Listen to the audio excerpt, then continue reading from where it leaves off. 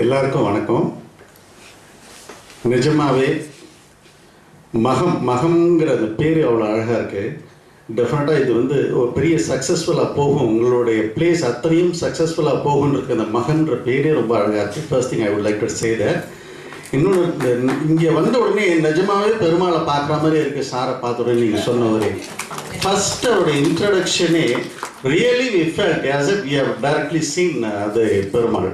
அந்த மாதிரி ஒரு எஃபெக்ட் வந்து சார் வரும்போது இருந்தது. இதில் ஒவ்வொருத்தரும் தே லிவ்ட் தி கேரக்டர். இதை நம்ம யார் ஒவ்வொருத்தரும் தனித்தனி நான் சொல்லணுன்ற அவசியமே இல்லை. ஒவ்வொருத்தரும் ஒரு சின்ன ஒரு பெசகு கூட இல்லை. அது நார்மலாக ஸ்டேஜ்குள்ளே தெரியும். அதாவது பெசகுகள் ஸ்டேஜ்குள்ளே ஒருத்தர் பெர்ஃபார்ம் பண்ணுறப்போ தெரியும். ஆனால் ஆடியன்ஸ் சைடில் உட்கார்ந்துருக்கும் போது அது கூட, அதாவது நம்ம பண்ணுற செய்கிற தப்பு வழியில் தெரியாமல் நடிக்கிறது தான் நடிப்பு. நம்மளுடைய தப்பு என்னன்றது நம்மளுக்கு மட்டும்தான் தெரியும். நம்மளுடைய வீக்னஸ் என்னன்றது, அந்த வீக்னஸை வெளியில் காட்டாமல் நடிக்கிறது தான் நடிப்பு. அதை அவ்வளவு அழகாக ஒவ்வொருத்தரும் பண்ணியிருக்காங்க. இதில் வந்து நான் நிஜமாவே Sureshwar, hats off to you, hats off to you, hats off to you. ஏன்னா இவனை நான் சின்ன பையன்லேருந்து நான் இவனை பார்க்குறேன்.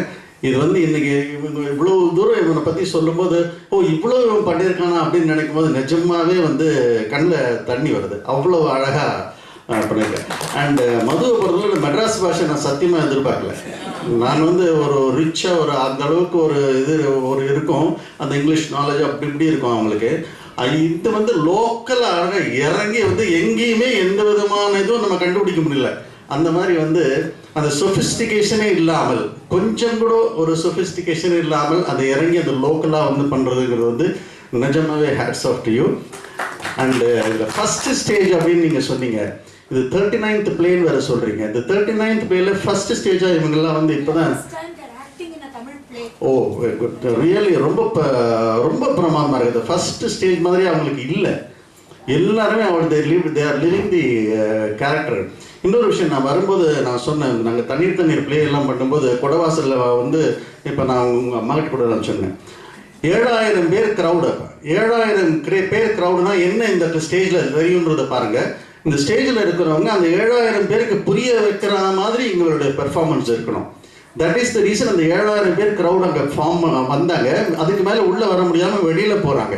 எதுக்கு நான் இதை சொல்ல வரேன், அந்த 7000 பேர் நடித்த அந்த ரசனை, அந்த ஆடியன்ஸை வந்து இங்கே இருக்கிற இந்த 150 பேருக்குள்ள நான் பார்த்தேன். இவங்க சொன்ன மாதிரி ஆடியன்ஸும் முக்கியம். ஆடியன்ஸ் எந்த அளவுக்கு புரிஞ்சுக்கிறாங்க அப்படிங்கிறது வந்து இங்கே நடிக்கிறவங்க கிட்ட அது இருக்குது. நீங்கள் புரிஞ்சுக்கிட்டீங்கன்னு தெரிஞ்சாதான் இங்கே இன்னும் வந்து அதுதான் இங்கே வந்து ஒரு குஷியாக இருக்கும். அது இன்னும் ஒரு ஊக்கத்தை கொடுக்கும். நீங்கள் என்ன டைமிங், ஒவ்வொருத்தருக்கிட்டையும் உள்ள டைமிங் என்னென்னா, நீங்கள் ரசிக்கும் போது அதுக்கு ஒரு இடத்த கொடுத்துட்டு இவங்க பெர்ஃபார்ம் பண்ணுறாங்க பாருங்கள், அதுதான் ஸ்டேஜ். இதுலேருந்து வர்றது தான் சினிமா. இந்த அனுபவம் வந்து இந்த காலத்தில் நிறைய பேருக்கு கிடைக்கிறது இல்லை. நேர சினிமாவுக்கு வந்த உடனே இதுதான் நடிப்புன்னு எல்லாருமே நினச்சிக்கிறாங்க. பட் அதை நம்ம யாரையும் குறை சொல்ல முடியாது. அது வெரி ரேர் கேசஸ். நிஜமாவே சில பேர் நல்லா பண்ணுறாங்க. ஆனால் நிறைய பேர் நல்லா பண்ணணும்னா இந்த ஸ்டேஜ் எக்ஸ்பீரியன்ஸ் வந்ததுக்கப்புறம் அங்கே வரும்போது பார்த்தா நிஜமாவே ஒரு பெரிய பர்ஃபெக்ஷன் இருக்கும். அதை நான் அம்மாட்ட வந்து முதல்ல பேசிக்கிட்டு இருந்தேன். நான் வரும்போது நிஜமாவே நீங்கள் நாளைக்கு உங்களுக்கு ஒரு ஆப்பர்ச்சுனிட்டி கிடச்சிருங்க. இதோட நிறைய ஆப்பர்ச்சுனிட்டிஸ் உங்களுக்கு வரும். எல்லாரும் எல்லா நன்மையும் பெற்று பெருவாழ்வு வாழணும்னு நான் ஆண்டவன் வேண்டிக்கிறேன். நன்றி, வணக்கம்.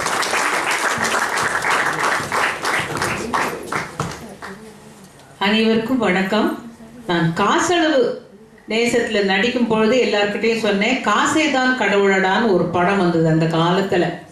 அந்த படத்தில் ஆரம்பத்துலேருந்து கடைசி வரைக்கும் சிரிச்சுட்டே இருந்தேன். ஏன்னு கேட்டால் அதில் கந்த சஷ்டி கவசம் முதற்கொண்டு தேங்காய் சீனிவாசன் கண்ணா பின்னான்னு சொல்லுவார்.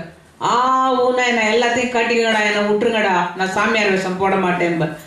அந்த படத்தை எத்தனையோ தரம் பார்த்து ரசிச்சிருக்கோம். அப்போ நிறைய வாய் விட்டு சிரிச்சிருக்கேன். அதுக்கப்புறம் நிறைய நமட்டு சிரிக்கிறாப்புல ட்ராமாவும் பார்த்துருக்கேன். இன்னைக்கு நானாவே இல்லை, ஏதோ ஹைஸ்கூல் பொண்ணு மாதிரி கண்ணா பின்னான்னு சத்தம் போட்டு சிரிச்சு எனக்கு ஒரு 20 வயசு குறைஞ்சிட்ட மாதிரி ஒரு ஃபீலிங். அப்படின்னா எவ்வளோன்னு ரொம்ப பேர் மண்டையை குறைஞ்சிக்காதீங்க. 50க்கு இறங்கி வந்திருக்கேன்னு அர்த்தம். உண்மையிலே எனக்கு ஒரே ஒரு ஆசை, இதுல இந்த ஆயா மாதிரி இன்னொரு இந்த ஆயாவோட சண்டை போடுறதுக்கு ஒரு பாயா கடை ஆயாவை கூப்பிட்டா கூட நான் நடிக்க தயார். ஏன்னா இந்த ஸ்டேஜ்ங்கிறது அது ஒரு தனி போதை. எனக்கெல்லாம் இந்த ஸ்டேஜில் இங்கே நான் என்ன இமேஜின் பண்ணிக்கிறேன்னா எல்லா சீட்டும் ஃபுல்லாக இருக்கிற மாதிரி. நான் இன்னைக்கு ராத்திரியே போய் ஹியூமர் கிளப் சேகரன்கிட்ட இதை பற்றி பேசணும்னு நினச்சேன். அங்கே எல்லாரும் 4 மணி நேரம் உட்காந்து கேட்கன்னு சின்ன சின்ன ஜோக்குக்கு சிரிக்கிறோம். இங்கே த்ரூ அவுட் சிரிக்கலாம். கடைசியில் நான் அழுதேன். நான் என்னை அழ வைப்பான்னு நினைக்கல. நான் ரொம்ப சிரிச்சா ரொம்ப அழுவாங்கன்னு சொல்லுவாங்க, அப்படி இல்லை. இவ்வளோ சிரிச்சுட்டு கடைசியில் அந்த சென்டிமெண்ட் நம்ம எல்லாரும் சவுதானி ஹிந்தியில் சொல்லுவாங்க, பேரம் தானே பேசுகிறோம். 8 தேங்காய் உடைக்கிறேன், 11 தேங்காய் உடைக்கிறேன், எங்கள் வீட்டுக்கார தலையில் உடைக்கிறேன்னு சொன்னா யாராவது வேண்டிக்கிறீங்களா? இல்லையா? மொத்தம் என்னமோ எதிர்பார்க்குறோம். இப்போ நான் இந்த ட்ராமா முடிஞ்சு வீட்டுக்கு போகும்போது இனிமேல் சுவாமி கிட்ட எனக்கு அது வேணும் இது வேணும்னு கேட்கக்கூடாது, முக்தி வேணும்னு கூட கேட்கக்கூடாது. உனக்கு பிராப்தம் இருந்தால் கிடைக்கும். Be a good person like Andal. You have to be a very good person like Andal. அந்த சுரேஸ்வர் பேசுகிற பேச்சும் அங்கங்கே அந்த சினிமாவை கொண்டு விட்டதும் இது ஐ திங்க் நான் இங்கே வேற எங்கேயான ட்ராமா போட்டால் கூட நான் வந்துடுவேன்னு நினைக்கிறேன். ஏன்னா எனக்கு அந்த அந்த சிரிக்க பிடிச்சிருக்கு. அந்த சிரிக்க மறந்து போயிட்டோம். ஒரு பொய்யா யாரை பார்த்தாலும் ஓ ஹாய் ஹவ் ஆர் யூ என்ன. இன்னைக்கு நான் சுரேஸ்வரை பார்த்து ஓன்னு வந்து கட்டிட்டேன். காரணம் நான் இது எங்கள் கவிதாலயா மின்பிம்பங்களில் நடிக்கிற போதெல்லாம் இந்த குழந்தை அவ்வளோ ஜோராக பண்ணுற போது மனசுக்குள்ளே சந்தோஷமா இருக்கும். நீங்கள் பார்க்குற போது அதான் நினச்சினேன், ஒரு அம்மாவை அப்படியே எல்லாரையும் கட்டி பிடிச்சிட்டு எனக்கு ஒரு நல்ல பிளெஸிங் கொடுக்குறேன். You will go places.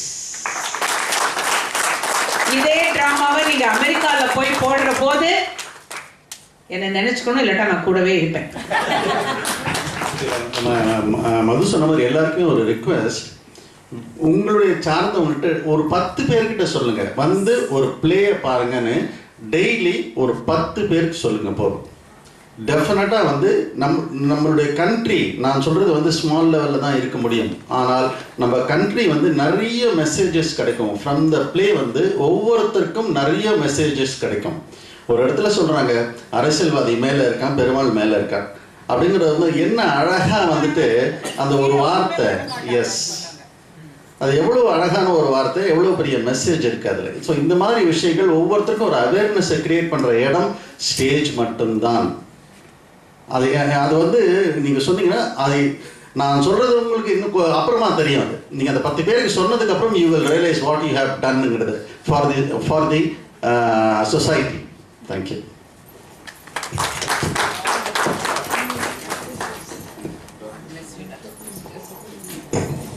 Thank you so much. Thank you to both of you. என்னை மேலே கூப்பிட்டோம்னு எதிர்பார்க்கல, but I have no words to say. ஏன்னா எனக்கு சுதா வந்து இந்த பிளே வந்து பாரு போதுன்னு சொல்லி எங்கள்கிட்ட ஒரு 4-5 வாரமாக கேட்டுட்டு இருந்தாங்க. கொஞ்சம் ஏதோ ஒரு வேலை, ஒரு எமர்ஜென்சி, நிறைய வேலை இருந்ததுனால என்னால் வர முடியாமல் இருந்தது. இன்றைக்கி காலையில், இன்றைக்கி மத்தியானம் இன்ஃபேக்ட் கூப்பிட்டு எனக்கு தெரியாது நீ இன்றைக்கி வந்து பாரு அப்படின்னு சொல்லி சொன்னாங்க. அண்ட் நான் வந்து இன்றைக்கி எப்படி முடியும், இவ்வளோ வேலை இருக்குது அப்படின்னு நினச்சிட்டு இருந்தேன். பட் இன்றைக்கி வந்ததில் I really have to thank you Sudha. அவ்வளோ பிரமாதமான ஒரு play. I have really enjoy myself so much.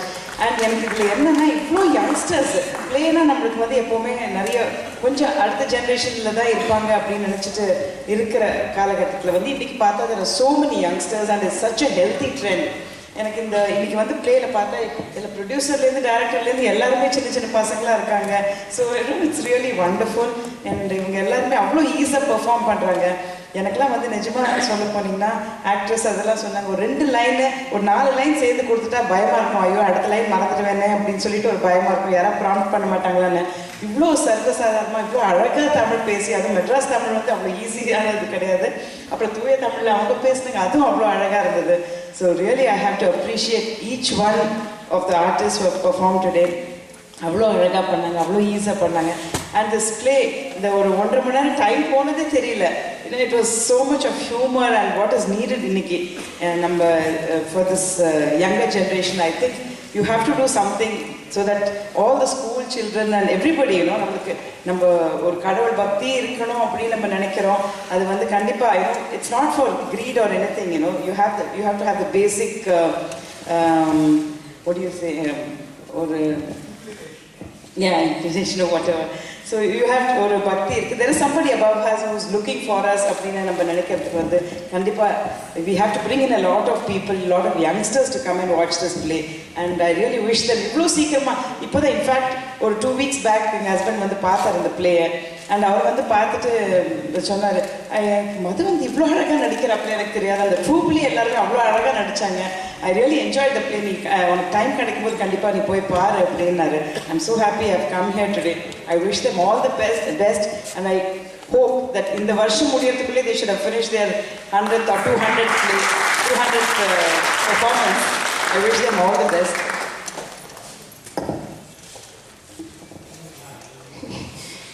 எல்லாருக்கும் நமஸ்காரம். நான் வந்து ஒரு பின்னணி பாடகி, திரைப்படங்களில் பாடிட்டு வரோம், மேடை கச்சேரிகள்லேருந்து தான் என்னுடைய குழந்தை பருவத்திலேருந்து என்னுடைய பயணம் தொடங்குச்சு. ஒரு இன்டர்வியூவில் வந்து என்னை கேட்டாங்க, நீங்கள் வந்து ஃபிலிம்லலாம் இப்போ வந்து அந்த ஐட்டம் சாங் அப்படிங்கிறதுலாம் ரொம்ப ஜாஸ்தி ஆகிடுது, நீங்கள் வந்து கர்நாடக சங்கீதம்லாம் கற்றுட்ருக்கீங்க, நீங்கள் ஒரு பெரிய குருவோட ஸ்டூடெண்ட்டாக இருக்கீங்க, உங்கள் அப்பா வந்து பெரிய பாடகர், தஞ்சாவூரில் பிறந்தவர், அது இது, நீங்கள் ஐட்டம் சாங்ஸ்லாம் பாடுறீங்க, அதெல்லாம் ஒரு பெரிய விஷயமா அதெல்லாம் அப்படின்னு கேட்டாங்க. ஆனால் நான் ஒரே வார்த்தை சொன்னேன், அதாவது மியூசிக் அப்படிங்கிறது ஒரு டிவைனான விஷயம். நான் வந்து அதில் ஸ்ருதி, தாளம், பாவம்னு கூட மேஜரான 3 கிளாசிஃபிகேஷன்ஸோட சொல்லலாம். ஒரு கர்நாடக சங்கீதமோ இல்லை ஒரு நல்ல மெலடி சாங்கோ பாடுறதுக்கு மாத்திரம் இல்லை, சத்தியமாக ஒரு ஐட்டம் சாங் பாடுறதுக்கு கூட ஸ்ருதி ஞானம், தாளம் ஞானம், பாவம் இருக்கணும். ஏன்னா பாவம் அப்படின்னு நடிகை அப்படின்னு ஒரு நடிப்பு அப்படிங்கிறது வரும்போது வீட்டில் இருக்கிற சமைச்சிக்கிட்டு வீட்டில் இருக்கிற ஹவுஸ் ஒய்ஃபாக இருந்தாலும் சரி, மது எக்கா வைஜெயன் சார் பொண்ணுன்னு இன்னைக்கு பயங்கரமான ஒரு ட்ரெயின் ஒர்க்கில் ப்ரூவ் பண்ணிட்டாங்க. பிகாஸ் அங்கிள் கிட்ட ஸ்பெஷாலிட்டி என்னன்னா, சுகுனி அங்கிள் மாதிரி ஆர்டிஸ்ட் எல்லாம் சில பேரோட வந்தால் அவங்க கெமிஸ்ட்ரியே ரொம்ப தாறுமாறாக இருக்கும் ஸ்டேஜில். ஸ்கிரிப்டில் இல்லாத டைலாக், ஏன்னா நான் அங்கிளோட பிளேஸ் வந்து நிறைய வருஷமாக குழந்தைலேருந்து பார்த்துட்டு இருக்கேன். ஸ்கிரிப்டில் எது இருக்குது எது இது ஸ்கிரிப்டில் இல்லைன்றது வரைக்கும் எங்களால் ஆடியன்ஸ்லேருந்து நாங்கள் சொல்ல முடியும், இது ஸ்கிரிப்டில் இல்லாத டைலாக் அங்கிள் ஆன் ஸ்பாட் அடிக்கிறா அப்படின்னு சொல்லி. அந்த மாதிரி அதெல்லாம் பயங்கரமான ஒரு ப்ரெசன்ஸ் ஆஃப் மைண்ட் ஒரு ஆர்டிஸ்ட்டுக்கு. நிஜமாக என்னை பொறுத்த வரைக்கும் வைஜிபி சார் ஃபேமிலியாக இருக்கட்டும், இல்லை மகமாக இருக்கட்டும், இல்லை இவங்களுடைய அந்த ஆர்ட் அப்படிங்கிற ஒரு விஷயத்துக்கு அவள் கொடுக்குற அந்த ஒரு ரெஸ்பெக்ட், நிஜமாக இதுவும் எங்களை பொறுத்த வரைக்கும் ஒரு பூஜை தான், இதுவும் எங்களை பொறுத்த வரைக்கும் ஒரு Puraskaram. We look at God through this also. I'm so proud to be associated with Madhu Akka and Suresh Anna and particularly Sudha Aunty and Vaijyam Uncle and Amma. Thank you so much. எல்லாருக்கும் நமஸ்காரம். Really had a wonderful evening, Madhu Akka. Thanks Sudha Aunty for inviting me.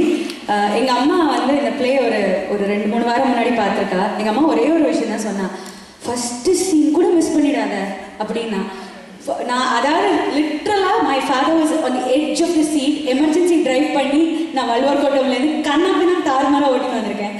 So எங்கள் அம்மா she said like, நீ கவனி first சீன்லேருந்து மது அக்கா வந்து அந்த பக்கா லோக்கல் பாஷை ஏன்னா எனக்கு நிறைய திட்டு விழுந்திருக்கு when I give my comments on shows.